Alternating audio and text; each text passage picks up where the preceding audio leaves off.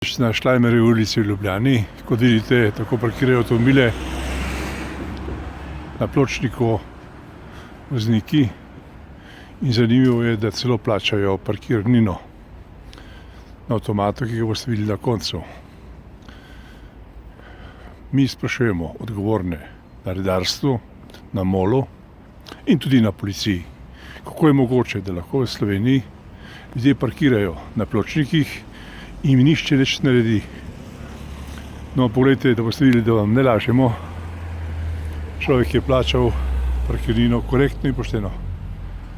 No in poglejmo, pojdimo še naprej.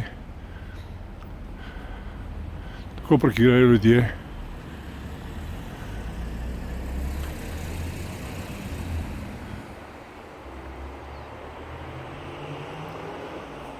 Na pločnikih v Ljubljani.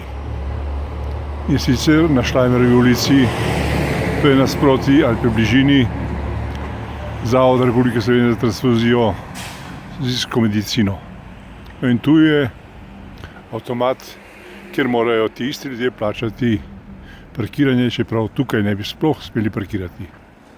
In se ponovno sprašujemo, kje so policisti, kje so redarji in kje je red v tem mestu.